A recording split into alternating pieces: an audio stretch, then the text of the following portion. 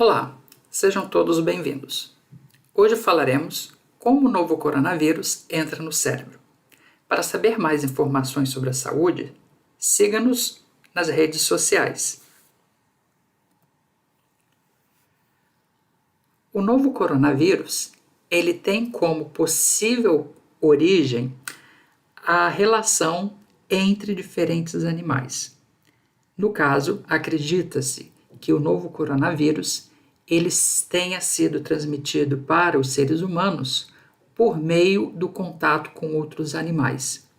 Neste caso, especula-se que morcegos na China tenham, através de hospedeiros intermediários, outros animais que em contato com os humanos, chegado até a espécie humana, a doença que hoje acomete todo o mundo. É importante entendermos que este novo coronavírus, conhecido como SARS-CoV-2, possui aspectos biológicos bem interessantes e é importante conhecermos estas especificidades para entendermos como este vírus pode chegar até o nosso sistema nervoso, o cérebro. Em relação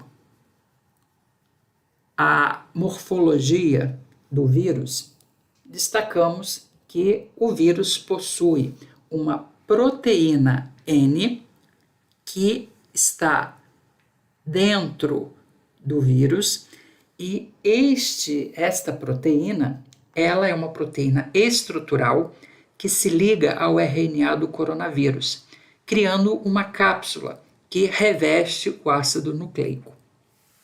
Além desta proteína, também existe uma proteína chamada a proteína S, que realiza basicamente duas tarefas que auxiliam na infecção ao hospedeiro.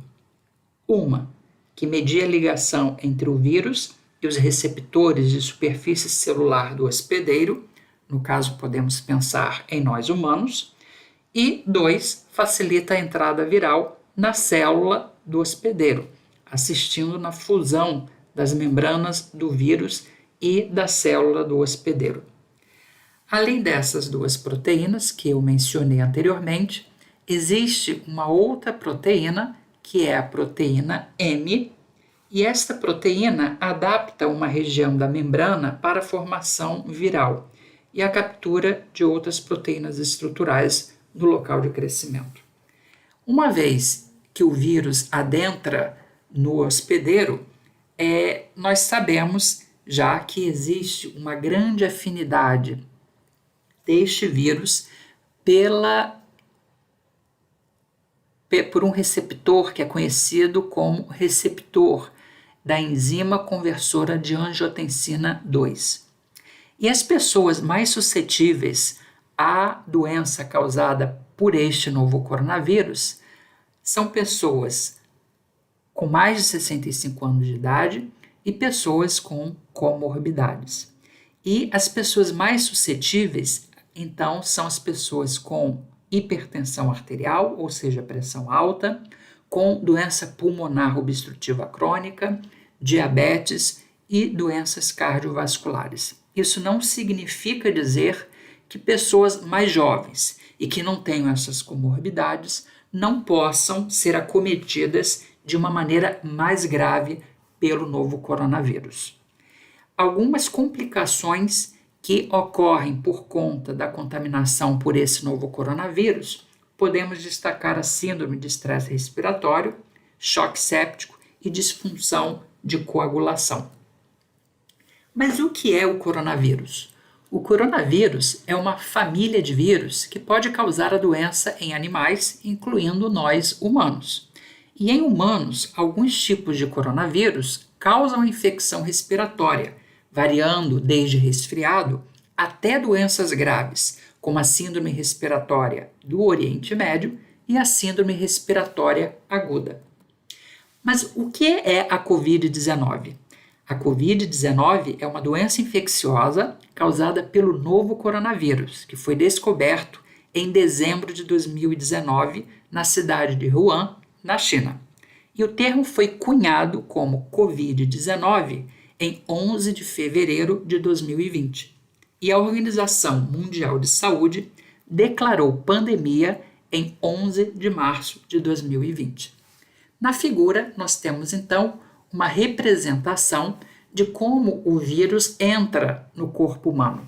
Nós temos então a relação do vírus com a superfície de uma célula do hospedeiro, e esta ligação do vírus com a célula do hospedeiro ocorre por meio do receptor AC2.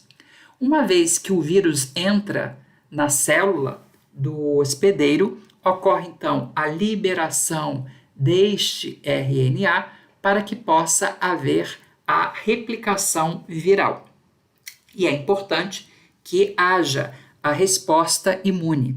E na resposta imune existem então as células do tipo T que podem agir de duas maneiras.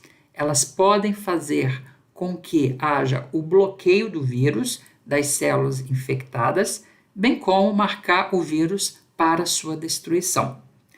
E, consequentemente, em última análise, haveria então o desenvolvimento de uma memória imunológica, tornando então o hospedeiro possível, no seu sistema imunológico, de reconhecer esta célula agressora.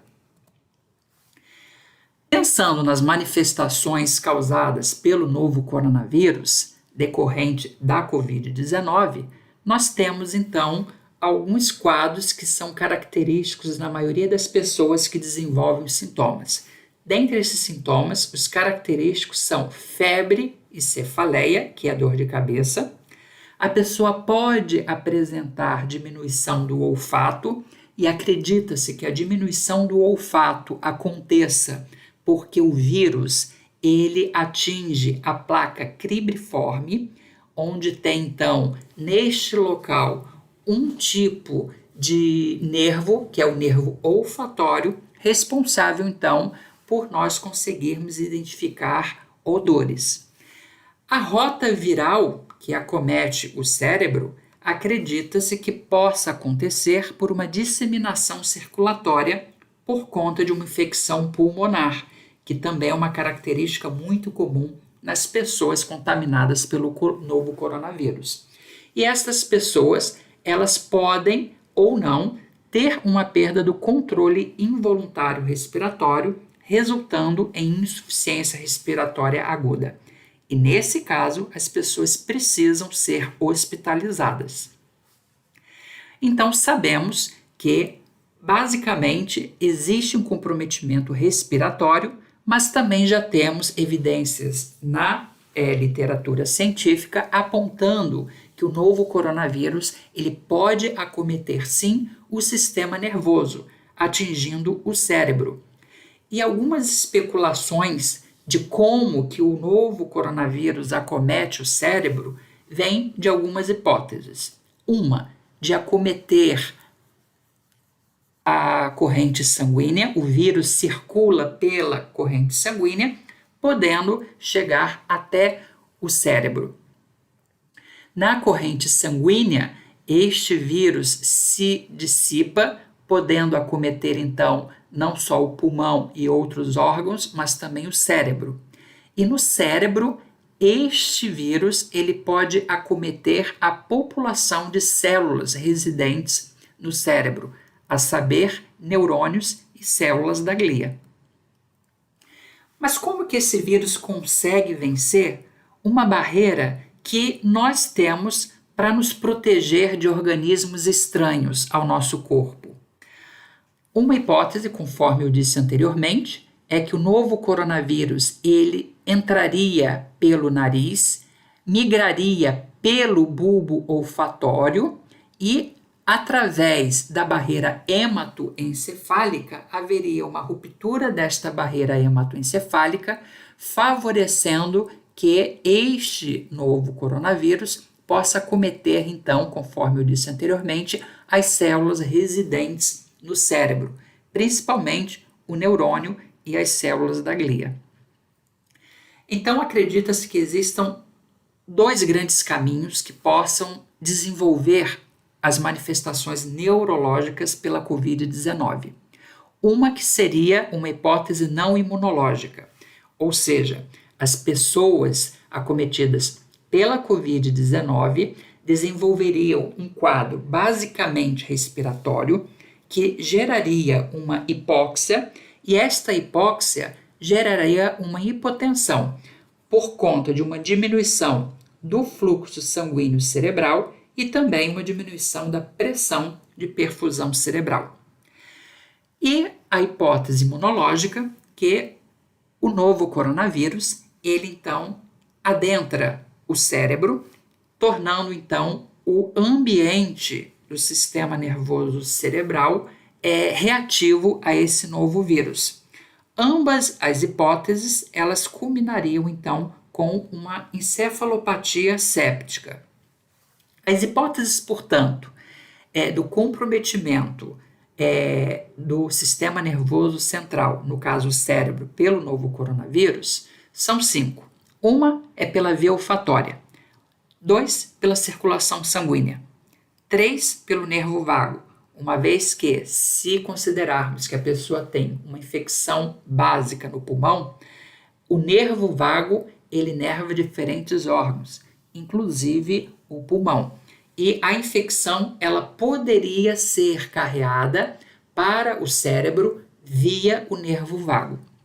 Transporte axonal retrógrado, porque qualquer nervo periférico pode, então, fazer o transporte do novo coronavírus, e este vírus, ele então chega por meio dos nervos periféricos ao cérebro.